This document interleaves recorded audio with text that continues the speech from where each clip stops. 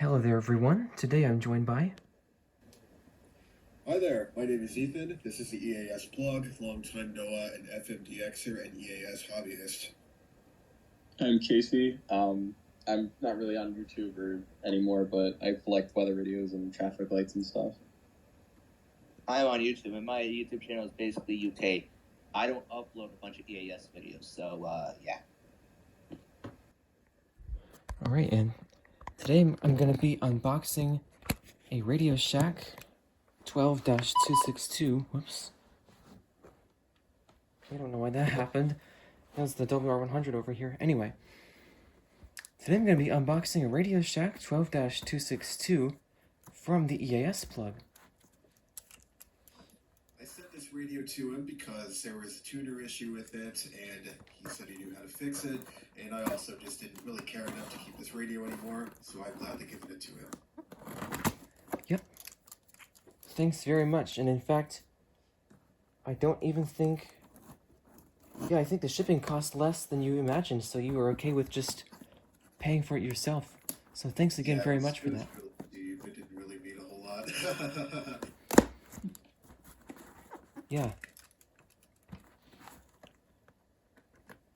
So, I believe you said this has a decoder issue, or an activation issue?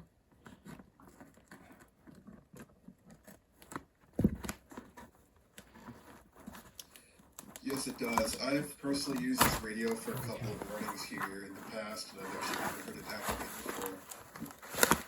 before. Alright. Interesting. So it is a 2008 one. Usually, those have just a regular tuner issue instead of what I call the secret tuner issue, which is basically when these things don't want to activate, but they still sound okay. That's actually still a tuner issue. Oh yay, you sent a power cord. It looks like a WR120 power cord. Yeah, I saw that. I was thinking any 9-volt would probably work, but if it doesn't, then that's whatever. Yeah, no, this is good. I think this outputs the same exact current, 300 milliamps, that the original one calls for. Yeah, it should be fine. Yeah, thanks. I remember when I got my 2012 521, the guy sent a Midland cord instead of a RadioShack cord, and I'm like, oh, okay then. That's the case. I'm gonna actually keep that in mind in case of one of the power cords on mine break. Yeah. Well, it works, because I looked and it said 9-volt, 300 milliamps, and I'm like, okay, it'll work, but I'm using a RadioShack cord regardless. Yep. Alright, now I got something else unplugged, so I have enough room to plug this in. So let's just power this on. Yeah, when I get my 03261, I'm just debating on if I should make an unboxing video or not. Sure. I'd watch it. Yeah. It's a rare radio, and I do particularly love 261s of any kind, but especially the 2003 ones, personally. So I'd be happy to join. I like the design of them. They look really nice. Silver color. The only issue is I'm not going to be doing an unboxing video on my alt, and I'm not doing it in Gless most likely, so... Oh, okay. That's fine, though. Yeah, I don't want random people joining, honestly. Yeah. But either way, if I make an unboxing video, I'll probably either add people into a group chat or just VC with one person. I know I'm going to add the person that bought it for me in the VC because, well, of course, he's the one who bought it for me. Why would I not put him in the VC? Yep. Yeah, sure. That would just not be fair at all, if you ask me. Yeah, definitely. I wouldn't mind watching it. I still kind of feel bad for not VCing with one of my friends when I got my 258, the one who originally bought it for me. But to be fair, though, he was at school, so... Yeah. I'm just gonna go through and turn on all the alerts. Yeah, I have all except, like, the RMT and RWT off on my 262. Yep. That's always the most tedious part. Yeah. took me like 5 minutes the first time, and then I finally got the hang of it, but still. Yep. I just enable things, so just in case, like, it's so when they go off, like, for the tests, they just so I know they work. Yep, exactly. Yeah, when I get jump scared all because of the test. Yeah. Actually, that brings up a point that I like about these RadioShack first headers because they can go so quiet with the siren. I usually have all of my channels that I monitor with at least one of these first header radios set really quiet so that I don't get jump scared. That's what I did back when I had both my RadioShack 12-521 and 12-519 that I got back in like 2017. I had it turned to the lowest volume you could put it at. Like, I don't know, I don't really like hearing it activate. Yeah. One of my first my second first header and then my third header are they're at max volume. Yep. But aside from that, weather is expected at this time. Oh wow. It's mostly because I want it to blend in with the rest of my collection, but I had to turn down my 996's volume. I had to set from 10 to 8 because it would literally bleed through most of the rest of my radios, like the 519. Oh wow. Also, I just discovered Really quiet. this 262 does indeed have even an audible tuner issue by now. It's not even secret anymore. I don't know if you can hear it on the VC, but it sounds all distorted. An hour with a wind chill of 34. Pressure was 30.11 inches and steady. Around Atlanta.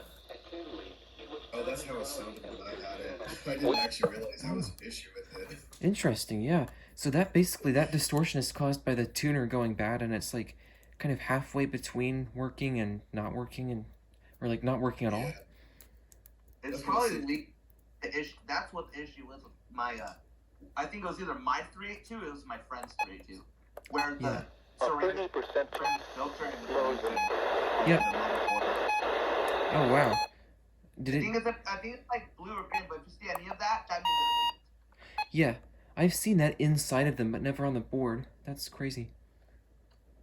It was probably inside. I could be wrong. I don't know. I haven't. It got fixed. That's crazy.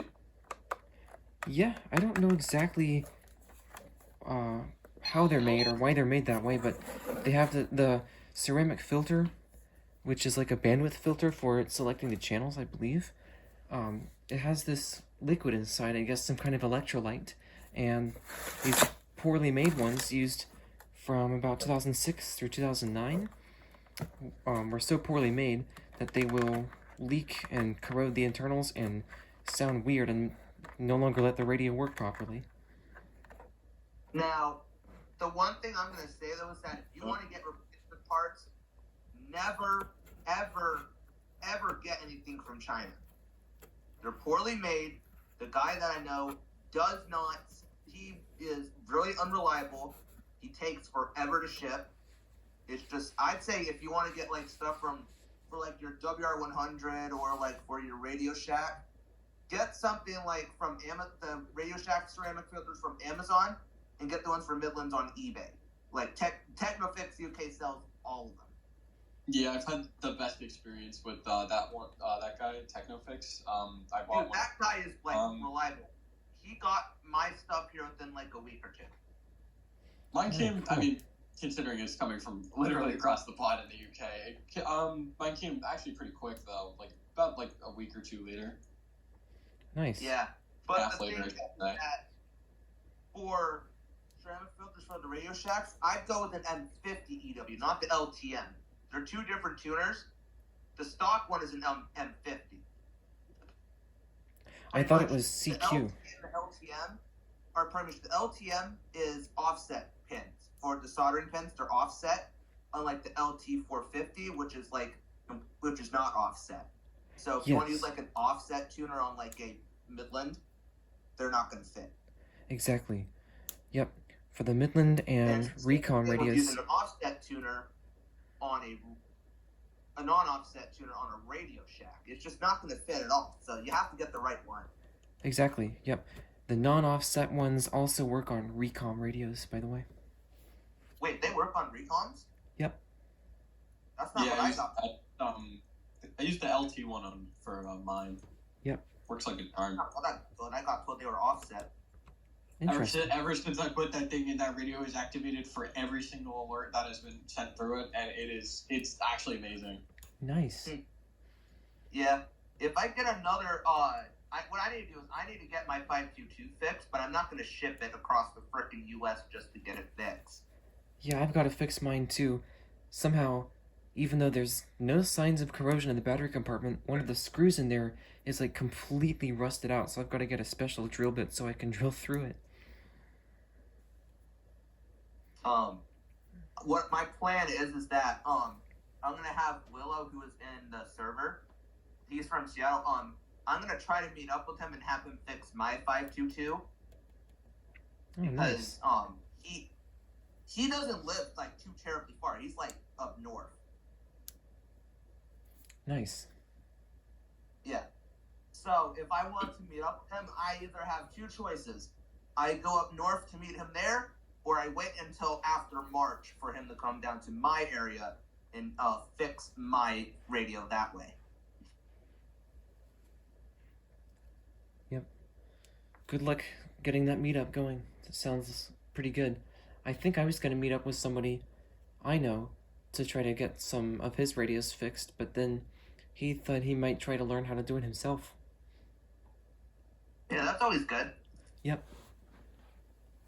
Learn how to fix stuff yourself. I'm never going to trust my one friend to fix my radios after he literally messed up my recom and a few of his other radios. I'm like, nope, Dang. Yeah. I did mess up the first recom that I worked on, but I fixed most of it. Recoms. He ended up burning the motherboard. He ended up like ripping a bunch of wires out, and he ended up messing up one of the He ended up messing up the watch light and my screen. That's basically what my experience was with my first 519. Yeah, the repair didn't work.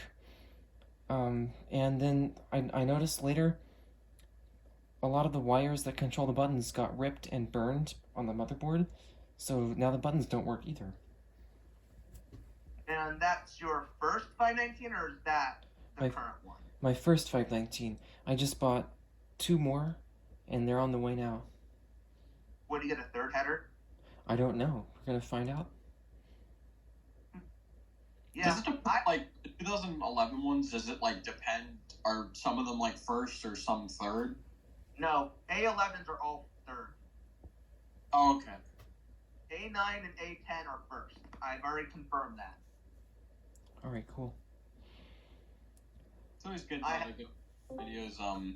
Second Life. You know, fixing up the tuners instead of throwing them out. That's how I look at it. Yeah, exactly. That's why I like shopping in thrift stores. I can get all these cheap radios that need a little bit of help and fix them up. I can even replace corroded battery contacts if I need to. I haven't had a huge amount of success with thrift stores here. There was one time I found a Midland WR100 being sold at a thrift store, but the antenna was completely broken on it.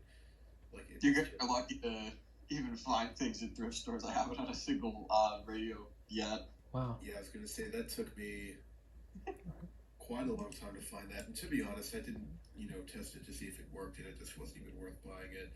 Yeah. But obviously, like, if the case happens and I find a weather radio, I can try to upsell it, maybe. I don't know. Yeah. Yeah, but like, that though, like, if they're perfectly working, it's just a tuner issue, then, it's always good to fix them up. One little thing. Are always late. They're not, I'm going to be honest though, tuner issues are probably the easiest fix compared to like speakers, power jack, all that stuff.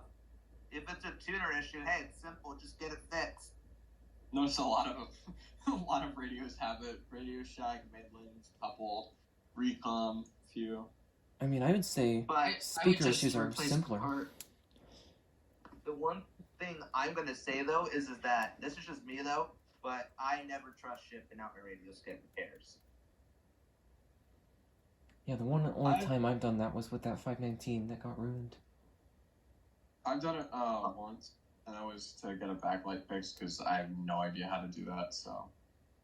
Yeah. I never trust people that I don't know in real life to fix my radios. I'm sorry. But yeah, we won't get into that. I guess I should go ahead and stop the video anyway, since this is no longer about the 262. While he's recording the video, I am not going to say it. Absolutely not. Yep. Alright.